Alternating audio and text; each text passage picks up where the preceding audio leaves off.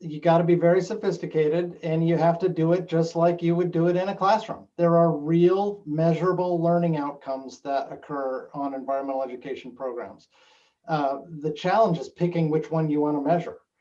There are academic outcomes that happen. Science learning happens faster and is more durable, sticks to kids longer when happening outdoors and experientially than when solely happening in a classroom. So academic learning is one thing that you can measure and has a positive correlation.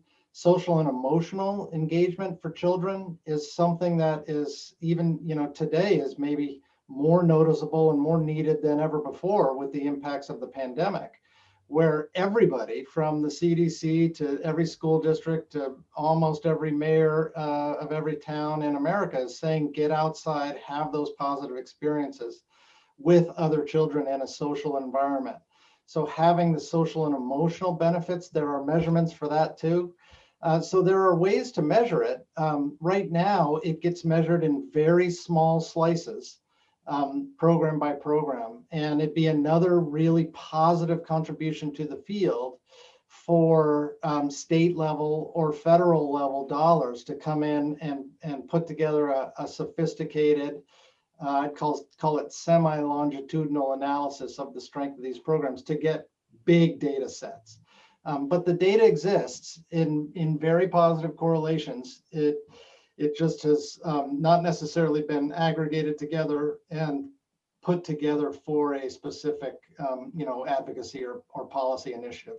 But you can see that without any organization in the world saying going outside is good for you, that when the pandemic hit, without any environmental education organization in the world saying that, when the pandemic hit, everybody said that because it's inherently known that that's a positive thing. So if we know that's a positive thing, right? If all of us as human beings know that there are benefits to spending time in the outdoors, learning, playing, and growing, why do we only emphasize that during a pandemic? It should be just as valuable when there's not a pandemic.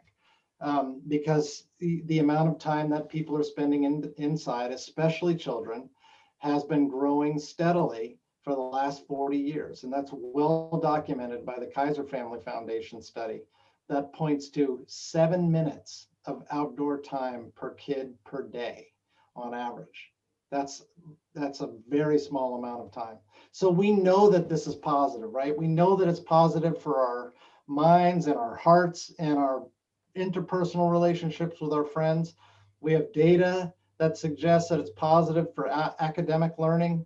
We just need to put these things together and make a concentrated case that this is a critical part of, it's a human right, that every child has this opportunity to learn this way.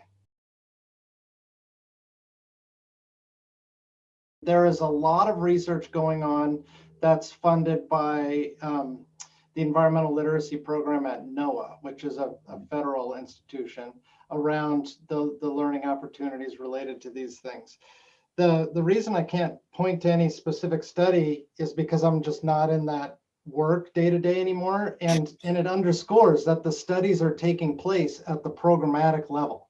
So when I was at NatureBridge, we had 2 or 3 studies going on every year looking at the efficacy of the program and then putting that data back into the program to change the design and delivery and to get better. But that was really for like internal purposes, right? Like we were wanting to do that to make our programs better, maybe to make the case to a school or two that they should sign up for the program. But we weren't really pointing that data at decision makers and policy makers to say, hey, you should be doing something like that. This field lacks a specific organization whose sole purpose is for the advocacy of this work. Now, there are a bunch of organizations who do advocacy and policy work in slices. It may be 20% of one person's time at this organization or 40% of one person's time at this organization. And that organization also does 10 other things.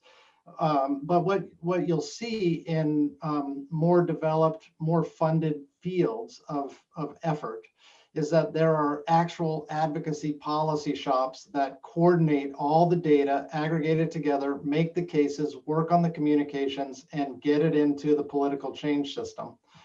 We don't have that sophistication right now in this field. It's something that I think is really needed and could make a huge difference moving forward.